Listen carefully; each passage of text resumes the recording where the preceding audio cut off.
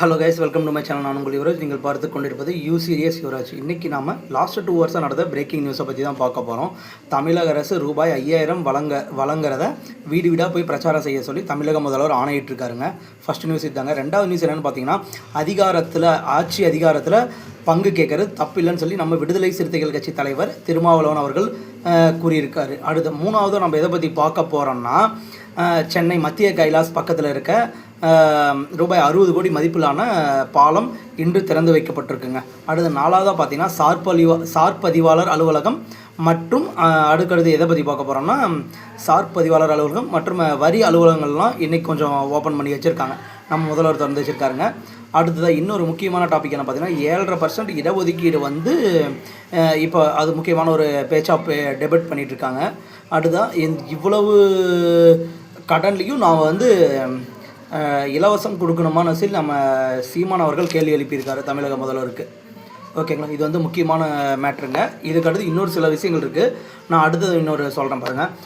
இன்றைக்கி பார்த்திங்கன்னா சுப்ரீம் கோர்ட்டில் ஒரு மாணவன் அவனுடைய மெடிக்கல் சீட்டுக்கோசரம் அவனே வாதாடி அதை சக்ஸஸ்ஃபுல்லாக கம்ப்ளீட் பண்ணியிருக்காங்க. அவங்க அப்பா ஒரு லாயருங்க.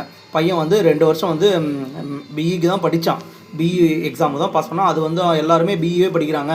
நாம் மட்டும் கொஞ்சம் மாற்றி மெடிக்கல் லைன் ட்ரை பண்ணி பார்ப்போம்னு சொல்லி படிச்சிருக்கான். 2 இயர்ஸ் அட்டன் பண்ணியிருக்காங்க. 530 மார்க்ஸில் பாஸ் பண்ணியிருக்காரு. இடபிள்யூஎஸ் அது என்னன்றது நான் உங்களுக்கு டீட்டெயிலாக சொல்கிறேன். டீட்டெயிலாக இன்னொரு வீடியோ போடுவேன். இதெல்லாம் முக்கியமான ஒரு டாபிக். அந்த மாணவனுடைய ஒரு அப்பா மட்டுமே பார்த்து லாக்டவுன் பீரியடில் அவங்க அப்பா ஆர்கியூமெண்ட் பண்ணது, கோர்ட்லாம் இருந்ததை வச்சு பையனே சுப்ரீம் கோர்ட்டில் இது பண்ணி நம்ம ஊரில் எவ்வளவோ வக்கீல்கள் பார்த்துட்டோங்க. ஆனால் அவங்களாம் இந்த அளவுக்கு போய் ஒரு சுப்ரீம் கோர்ட்டில் ஒரு 10 நிமிஷம் நான் சொல்கிறது கேட்க முடியுமான்னு சொல்லி பேசி சட்டத்தில் அதுக்கு இடம் இருக்குன்னு சொல்லி ஒரு சுப்ரீம் கோர்ட் ஜட்ஜே பேச சொல்லியிருக்காருங்க. இது எவ்வளோ பெரிய விஷயம் தெரியுங்களா? நம்ம இன்றைக்கி இருக்கிற காலகட்டத்தில் பல வக்கீல்கள் பேசவே மாட்டேங்கிறாங்க. ஆனால் இவர் பேசுனது எனக்கு ரொம்ப பிடிச்சிருந்தது. ஒரு சின்ன பையன், ஒரு 12th முடிச்சுட்டு போகிற ஒரு பையன், அவங்க அப்பாவோட ஆர்கியூமெண்ட்ஸ், அப்புறமேட்டு அவங்க அப்பாவோட கூட இருக்க லாயர்ஸ் கூட எல்லாம் சேர்ந்து பேசி ஒரு இது போட்டிருக்காரு. எனக்கு ரொம்ப பிடிச்சிருந்தது. அப்புறமேட்டு அந்த பையனுக்கு இன்னும் 7 நாளில் நம்ம மகாராஷ்டிரா கவர்மெண்ட்டும் அப்புறமேட்டு நேஷ்னல் மெடிக்கல் கவுன்சில் இவங்க 2 பேரும் சேர்ந்து அந்த பையனுக்கான 7 நாளுக்கான அந்த மெடிக்கல் சீட்டுக்கான இது கொடுக்க சொல்லி ஆர்டர் போட்டிருக்காங்க. இது ரொம்ப சக்ஸஸ்ஃபுல்லாக பார்த்து நம்ம தங்கை அனிதா அவர்களுடைய மரணத்தை பார்த்தோம்.